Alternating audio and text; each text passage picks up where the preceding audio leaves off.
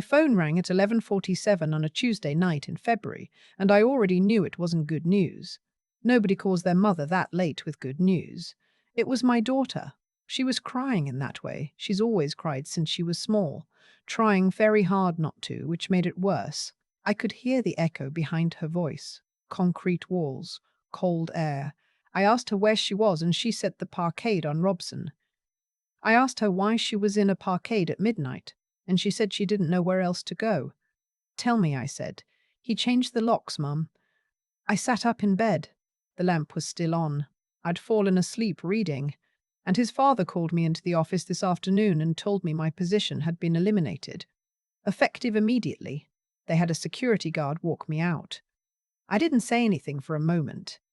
I was looking at the wall, at the framed watercolour my late husband painted of the inlet near Gibson's. 31 years I'd looked at that painting, and it had never looked the way it did in that moment. Perfectly still. How long have you had the baby with you? I asked. Since I picked her up from daycare. I went straight from the office. Her voice broke. I didn't know where else to go, Mum. I just drove and ended up here. Stay where you are, I said. Don't move, I'm coming. I hung up before she could argue. I put on my coat over my pajamas. I didn't bother changing. She was standing near the stairwell on the second level, her daughter asleep in the carrier against her chest, one bag on the ground beside her feet. My granddaughter was 14 months old, and she slept through the whole thing with her cheek pressed against my daughter's collarbone. I didn't hug my daughter right away. I looked at her first, really looked at her, because I wanted to understand exactly what had happened from her face before she told me in words. She looked exhausted in the particular way of someone who has been tense for a very long time and has only just been given permission to let go. I picked up the bag. Come on, I said. She started to cry properly then, and I let her, because she'd earned it. On the drive back to North Vancouver, she told me everything.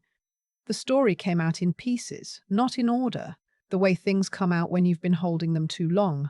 Her husband, who I will call my son-in-law, had been working for his father's company since before he and my daughter were married. His father ran what everyone understood to be a private dental and medical clinic group, 3 locations in the Lower Mainland, well established, the kind of practice that felt permanent and serious. My son-in-law had been positioning himself as the natural heir to the whole operation. He talked about it constantly at family dinners. The expansion plans, the new associates he was bringing in, the billing software they were upgrading. My daughter had been hired as their office administrator 2 years into the marriage. I'd had reservations about that. I didn't voice them as clearly as I should have. A woman shouldn't have her livelihood tied to her husband's family.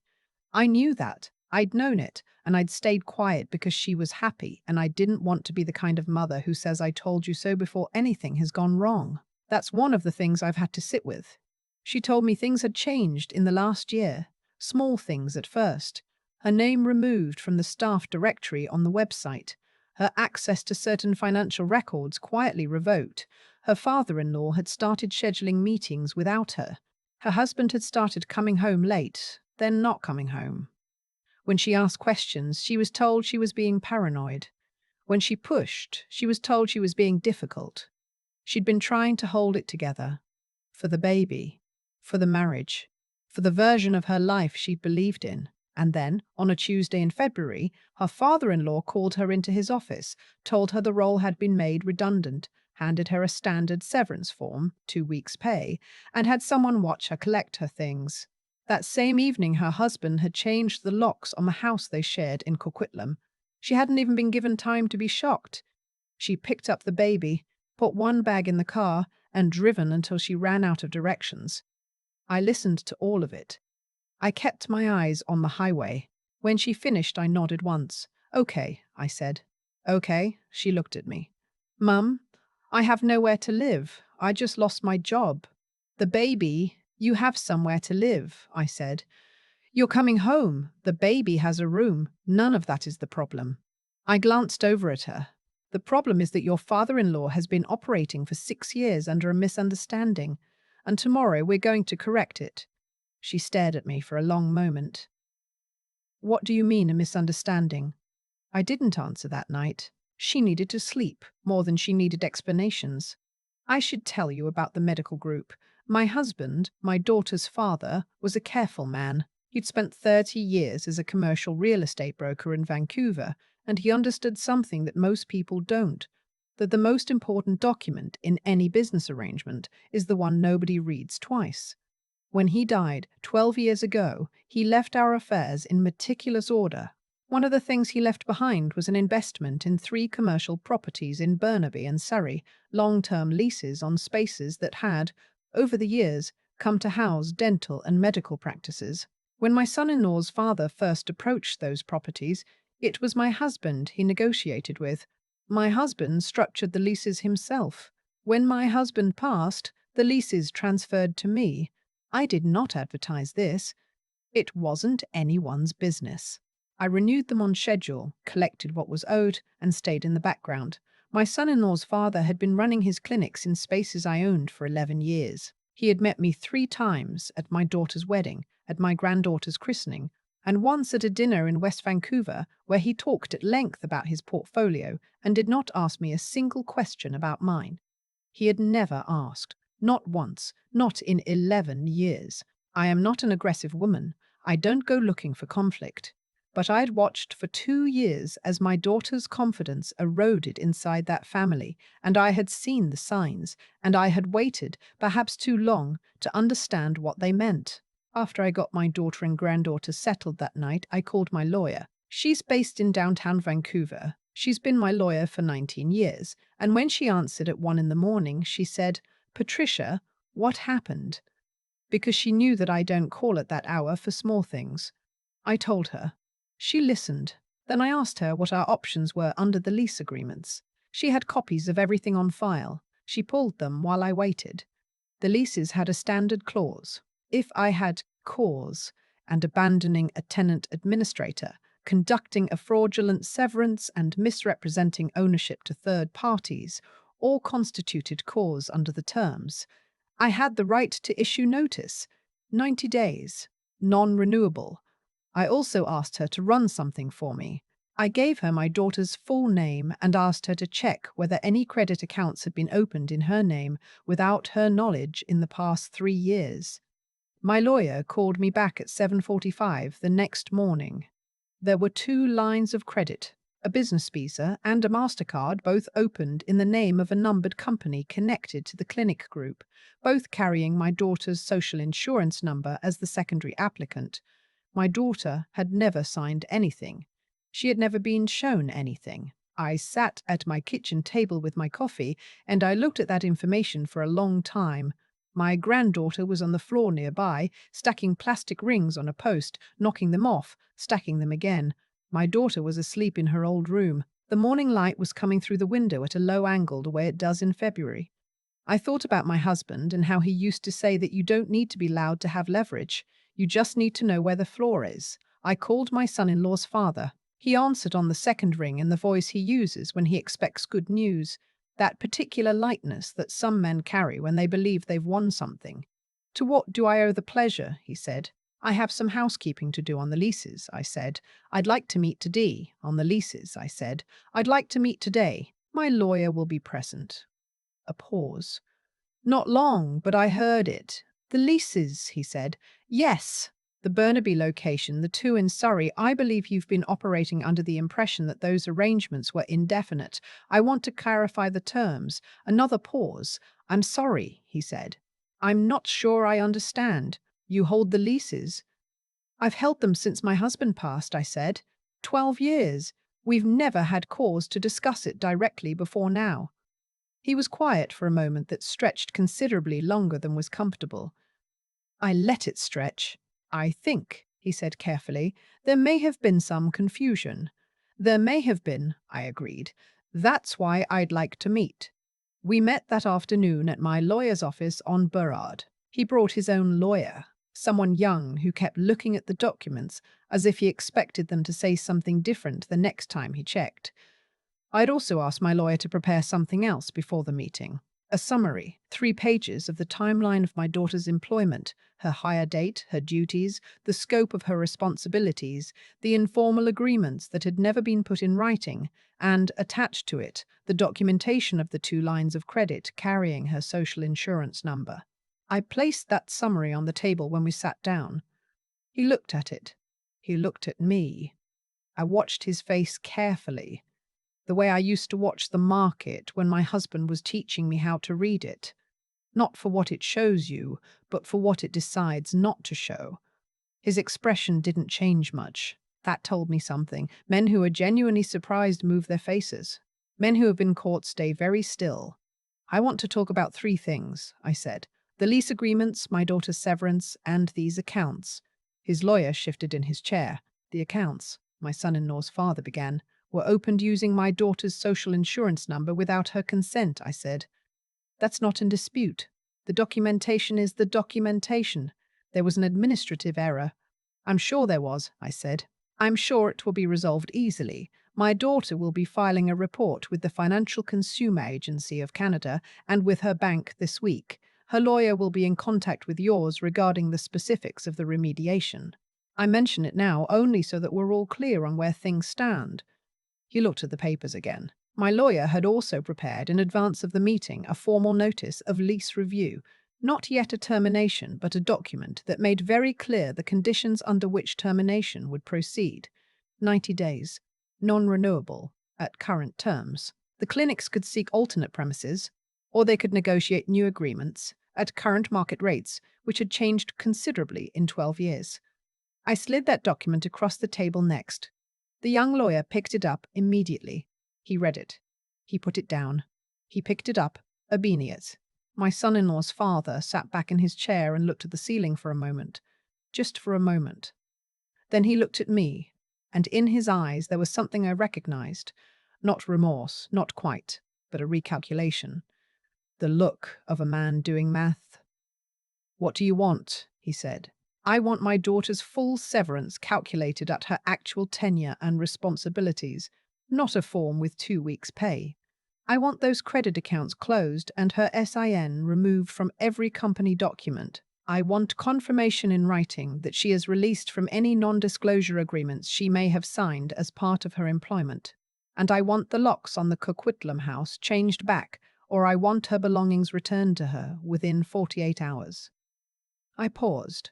Her husband's decisions about the marriage are his own. Those are separate. I'm not here about the marriage. I'm here about the business. He nodded. Once. Slowly. "And the leases," he said. "That depends on whether the other items are resolved promptly and without further complications." His lawyer was already writing. "I want to tell you something about that moment, because people sometimes ask me what I felt. They expect me to say satisfaction or relief or something like victory. I didn't feel any of those things exactly.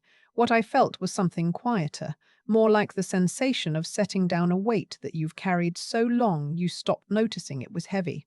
My daughter didn't know the details of any of it for several more days. She was sleeping. She was feeding her daughter.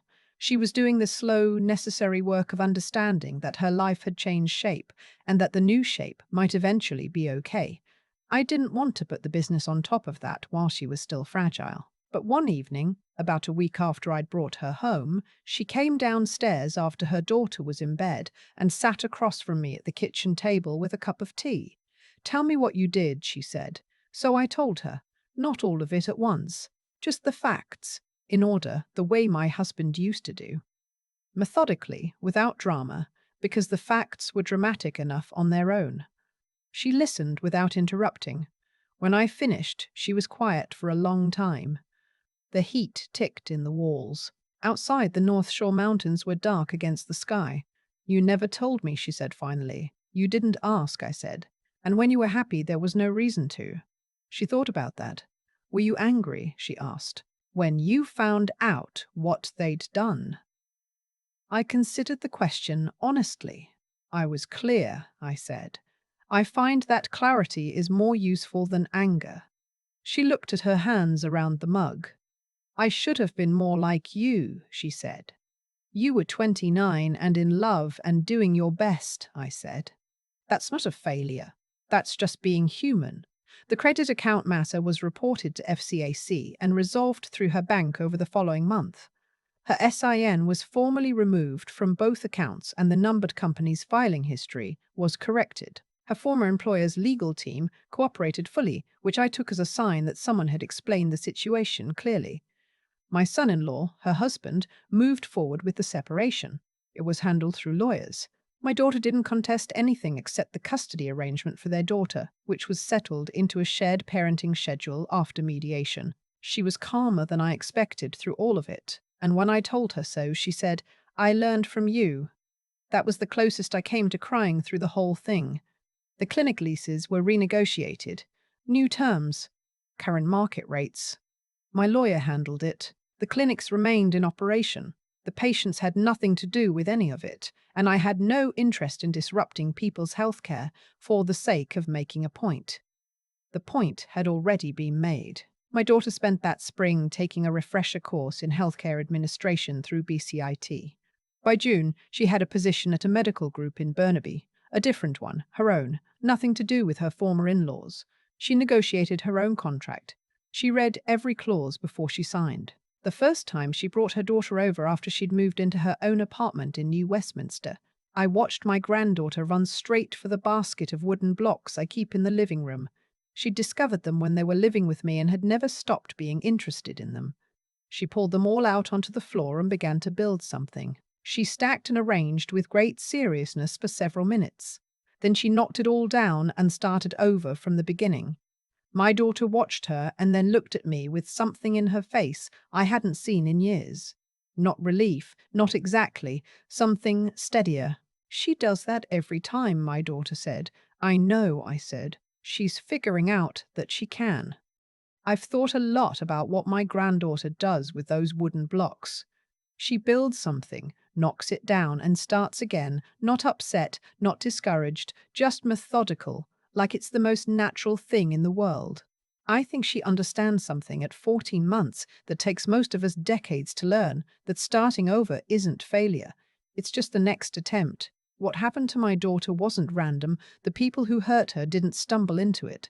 They made choices, one after another, that prioritized their own convenience over her dignity. And they made those choices because they had decided at some point that she wouldn't push back, that she was someone things could be done to. I don't blame her for that. She was trusting. That's not a flaw. But I do think about how long I stayed quiet, how many dinners I sat through listening to my son-in-law's father talk about his empire, and I wonder whether speaking sooner might have changed the shape of things. I'll never know. That's something I've had to make peace with. What I do know is that the moment my daughter called me from that parkade, something shifted. Not in the world. The world was exactly the same as it had been an hour before. But in her, she had reached the end of the version of herself that was willing to absorb what was being done to her, and she reached out. That took something. It takes more than people realize to make that call, to say, "I need help," to stop protecting the people who are hurting you. I've always believed that how you conduct yourself when you have the advantage tells you everything about your character. My son-in-law's father had 11 years to be straightforward with me. He had 2 years to treat my daughter with basic professional respect. He chose differently, and that choice had consequences. Not because I went looking for a fight, but because the decisions we make leave marks, and eventually those marks become a record.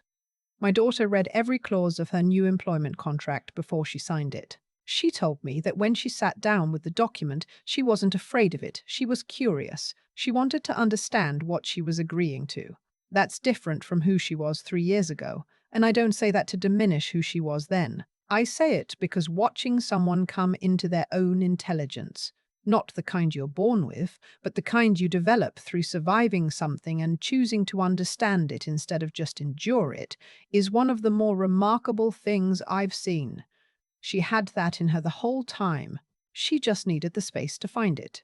The blocks her daughter plays with were her blocks first when she was small. I kept them in the same basket for 30 years. Some things are worth keeping.